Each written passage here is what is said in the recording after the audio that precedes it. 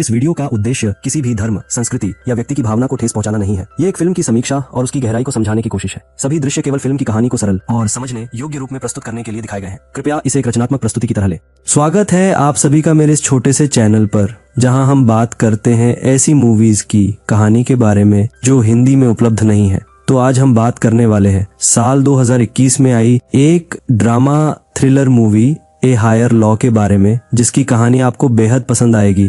कहानी की शुरुआत एक स्कूल से होती है, जहां मारिया नाम की एक टीचर धर्म के बारे में पढ़ाते हुए अक्सर प्यार और कानून की बातें करती रहती। और ये कानून कुछ और नहीं, असल में भगवान का कानून है, जिसके मुताबिक इंसान जिससे प्यार करता है उसे चोट पहुंचाना एक पाप है। एक दिन स्कूल से घर आकर मारिया ने अपने पति जोसेफ को बताया कि वो अपने पुराने दोस्तों से मिलने जाना चाहती है, लेकिन जोसेफ एक पादरी है तो उसे मारिया के वो दोस्त पसंद नहीं, और इसलिए उसकी खुशी के लिए मारिया ने भी वहां जाने से इनकार कर दिया। जोसेफ प्यार के बारे में कुछ नहीं जानता था, वो सिर्फ अपने चर्च के काम में ही घूम रहता। उसे इस बात से कोई फर्क नहीं पड़ता कि उसकी पत्नी खुश है या नहीं। यहाँ तक कि जोसेफ ने मारिया के साथ संबंध भी सिर्फ तब बनाए थे जब उसे एक बच्चा चाहिए था, और इसी वजह से मारिया की जिंदगी चर्च और अपने स्कूल के बीच ही फंसी रही। एक दिन अपने कुछ छात्रों से बातें करते हुए मारिया को एहसास हुआ कि गुस्ताव नाम का एक छात्र दूसरों से अलग सोच रखता है। वो बाइबल को एक कहानियों की किताब की तरह देखता है। उसका मानना था कि भगवान का ये कानून सिर्फ इंसानों को काबू करने के लिए बनाया गया है। धर्म में श्रद्धा रखने वाले असल में आजाद नहीं होते। गुस्ताव की इस बात ने मारिया को सोच में डाल दिया, और वो गुस्ताव के बारे में और जानने की कोशिश करने लगी। उसे पता चला कि वो जर्मनी से आया है, और वो धर्म की किताब पढ़ता ही नहीं, उसे ये भी पता चला कि जिस औरत को वो अपनी दादी बनाकर अपने घर में रखता है वो असल में एक भिखारी है, जो पैसों के बदले ये काम कर रही है। मतलब कि गुस्ताव अकेला ही रहता है। मारिया अपने पति से गुस्ताव की कही हुई बातों पर चर्चा करने लगी। वो कहती है कि एक ही भगवान में आस्था रखने को आजादी नहीं कहते, और किसी और से ये कहना कि उसे एक ही भगवान में आस्था रखनी चाहिए, ये उससे उसकी आजादी छीनने जैसा है। जोसेफ एक पादरी है तो उसे मारिया की ये बातें अच्छी नहीं लगी, और उसने मारिया को चुप रहने के लिए कहा। उस वक्त मारिया को एहसास हुआ कि उसे और उसके बेटे टोनी को भी अलग सोच रखने की आजादी नहीं है, और गुस्ताव की बातें सही थी। अगले दिन अपने एक टीचर साथी के कहने पर मारिया उस क्लास में गई जहां गुस्ताव था, और तब इम्तिहान के दौरान गुस्ताव सिर्फ मारिया को ही देखता रहा। एक पल के लिए अजीब सा महसूस करने के बाद मारिया फिर से अपनी साधारण जिंदगी में लौट आई, लेकिन उसे अब चर्च में रहकर घुटन महसूस होने लगी, और इसीलिए वो अक्सर थोड़ी सी आजादी और खुशी महसूस करने अपनी दोस्त के पास जाया करती। मगर कुछ लोग उसके पति और उसके काम का मजाक उड़ाया करते, और इसलिए उसे कहीं भी बेहतर महसूस नहीं होता। एक रात घर लौटते समय उसे गुस्ताव सिगरेट पीते हुए नजर आता है। उसे देखकर अचानक ही मारिया के दिमाग में एक अजीब सी सोच आई, और वो गुस्ताव को अपने साथ उस इलाके से कहीं दूर ले गई। मारिया उसे किसी ऐसे इलाके में ले गई जहां पर वो खुद छिपकर सिगरेट पीती है, और वहां वो गुस्ताव से उसकी जिंदगी के बारे में पूछने लगी।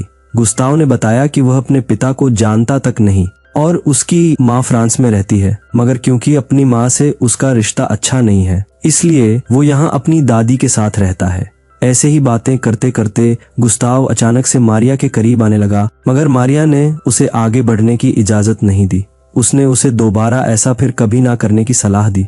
मारिया जानती थी कि जो कुछ भी हुआ वो सही नहीं था, मगर फिर भी वो दिन रात सिर्फ गुस्ताव के बारे में सोचने लगी। एक दिन गुस्ताव मारिया के बेटे टोनी के साथ उसके घर आता है, जिससे मारिया अब उसके बारे में पहले से ज्यादा सोचने लगी। मारिया के साथी टीचर ने उसे बताया कि गुस्ताव पहले जिस स्कूल में पढ़ता था वहां पर धर्म का कोई विषय नहीं था, और अब इसलिए मारिया को खुद अपने मन मुताबिक गुस्ताव को अंक देने होंगे। गुस्ताव अब हर रोज मारिया के घर आने लगा, और एक दिन उसने फिर से मारिया के करीब आने की कोशिश की, और इसी कोशिश में उसे चोट लग गई। अब मारिया के लिए परेशानियां बढ़ती जा रही थी, क्योंकि दिन ब दिन गुस्ताव और उसके बेटे टॉमी की दोस्ती गहरी होने लगी, और इसी के साथ गुस्ताव को मारिया के घर उसके साथ अकेले रहने का बहाना मिल गया। जोसेफ ने मारिया को चर्च जाने के लिए कहा, और गुस्ताव को उसके घर छोड़ने के लिए भी कहा। मारिया ने फिर एक बार गुस्ताव को चेतावनी देते हुए कहा उसे उसके घर से दूर रहना चाहिए, लेकिन गुस्ताव तो अपनी हरकतों से बाज नहीं आता, क्योंकि वो समझ गया था कि मारिया भी उसे पसंद करती है, वो उसके करीब आना तो चाहती है, लेकिन फिलहाल कुछ डर रही है, क्योंकि अगर वो ये सब नहीं चाहती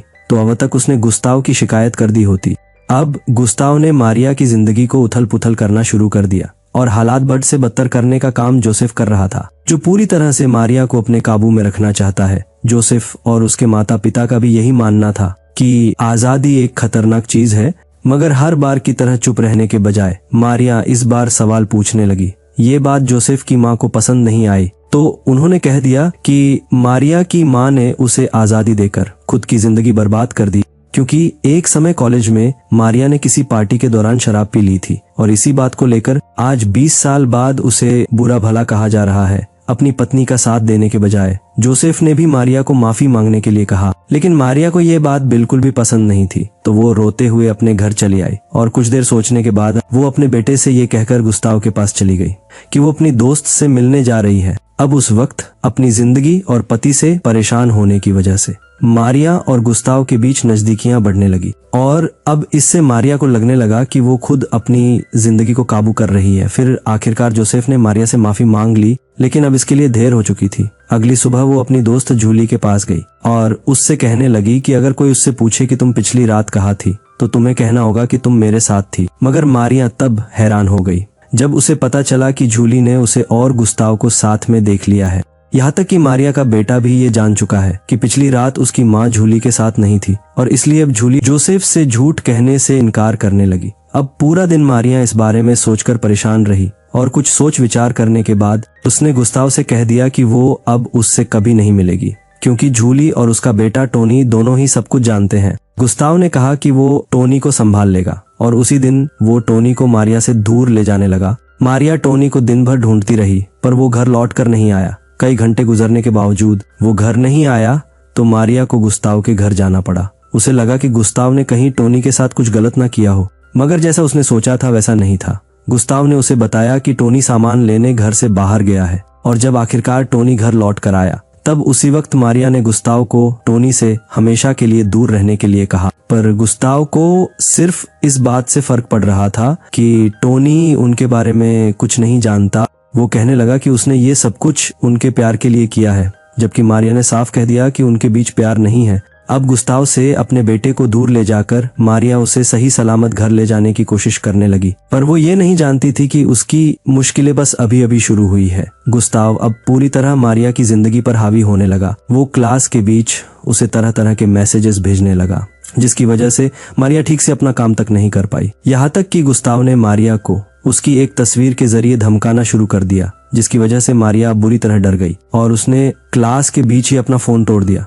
वो मदद तो मांगना चाहती थी, लेकिन पूरा सच बता नहीं पाई। फिर हिम्मत जुटाकर उसने कह दिया कि गुस्ताव ने उसे मारने की कोशिश की थी, पर यहाँ कुछ खत्म नहीं हुआ। गुस्ताव ने एक वॉइस रिकॉर्डिंग भेजी जिसमें वो जोसेफ को अपने नए रिश्ते के बारे में बता रहा था। हालांकि उसने उस रिकॉर्डिंग में सब कुछ बता दिया, पर उसने मारिया का नाम नहीं बताया, जिसके बाद गुस्ताव मारिया को जबरदस्ती अपने पास बुलाने लगा और न चाहते हुए मारिया को गुस्ताव की बात माननी पड़ी। उस रात जोसेफ अपने बेटे को गुस्ताव से दूर रहने की सलाह देता है और ये पूछता है कि पिछली रात वो घर देरी से क्यों आया था। दोनों की बातों के बीच मारिया को गुस्ताव के मैसेजेस आते रहे। इससे मारिया को जोसेफ से झूठ कहना पड़ा कि जूली की तबीयत ठीक नहीं है, इसलिए उसे उसके पास जाना होगा। मजबूरी में झूठ कहकर वो गुस्ताव के घर चली गई। मारिया उसे बार बार समझाती रही कि ये सही नहीं है, पर गुस्ताव तो इसी जिद पर अड़ा रहा कि वो मारिया से प्यार करता है। अब गुस्ताव की चाहत धीरे धीरे पागलपन में बदल चुकी थी। मारिया अपने आप को बचाकर वहां से भाग तो निकली, लेकिन गुस्ताव अब उसकी और उसके परिवार की जिंदगी बर्बाद करने की कोशिश करने लगा। एक रात वो उनके घर में घुस आया, जिसकी वजह से मारिया का परिवार उस रात ठीक से सो नहीं पाया। इसी बीच टोनी भी मारिया से दूर होने लगा और इसका कारण मारिया को स्कूल जाकर समझ आया, क्योंकि स्कूल में हर कोई मारिया को देखकर हंसने लगा और फिर मारिया को तुरंत प्रिंसिपल के ऑफिस में लाया गया। मारिया के कहने पर प्रिंसिपल ने गुस्ताव को स्कूल से निकाल दिया, क्योंकि उसने मारिया को क्लास के बीच मारने की कोशिश की थी। मगर सस्पेंड होते ही गुस्ताव ने मारिया के कपड़ों के साथ एक फोटो सोशल मीडिया पर अपलोड कर दी। इसके जवाब में मारिया ने कहा कि वो कपड़े तो गुस्ताव ने उसके घर से चुराए हैं, और सिर्फ इतना ही नहीं, उसने गुस्ताव की नकली दादी के बारे में भी सबको बताया। पर उसकी ये बात किसी ने नहीं सुनी। प्रिंसिपल को अपने स्कूल की प्रतिष्ठा की फिक्र थी, इसलिए उसे मीडिया को ये बताना था कि मारिया और गुस्ताव के बीच कोई रिश्ता नहीं है। इस मदद से मारिया परेशानी से बाहर तो आ गई, पर जो कुछ भी हुआ उसकी वजह से उसने टोनी को हमेशा के लिए खुद से दूर कर दिया। गुस्ताव अब भी अपने बयान की रिकॉर्डिंग उसे भेजता रहा और स्कूल की परेशानी से बाहर निकलने के बावजूद मारिया इस परेशानी से पूरी तरह बाहर नहीं आ पाई। एक दिन उसे पता चला कि जूली पर किसी ने हमला कर दिया है। उसी वक्त जोसेफ ने मारिया को घर बुला लिया क्योंकि पुलिस वाले उसे गुस्ताव के पास ले जाना चाहते थे, जो अपनी जान देने की कोशिश कर रहा था। गुस्ताव मारिया से बात करना चाहता था, पर जब मारिया उसके पास गई तो उसने कहा कि वो जोसेफ के सामने उससे बात करेगा। गुस्ताव ने जोसेफ को सब कुछ बता दिया और मारिया इस बार जोसेफ से ये सब छुपा नहीं पाई। उसे सब कुछ दोहराना पड़ा जो गुस्ताव कह रहा था। उनके बारे में जानकर जोसेफ पूरी तरह टूट गया। अचानक उसे डायबिटीज की वजह से तकलीफ होने लगी, पर जैसे ही उसे बचाने के लिए मारिया ने उसे इंसुलिन का इंजेक्शन दिया, उसकी हालत और बिगड़ गई क्योंकि गुस्ताव ने उस इंसुलिन में छेड़खानी की थी और असल में यही काम करने वो उस रात देर रात तक उनके घर आया था। मारिया की जिंदगी पूरी तरह बर्बाद करके गुस्ताव ने खुद अपनी जान दे दी। जोसेफ जिंदा तो बच गया, पर टोनी अपने माता पिता से हमेशा के लिए दूर चला गया और जोसेफ और मारिया का रिश्ता फिर कभी सुधर नहीं पाया।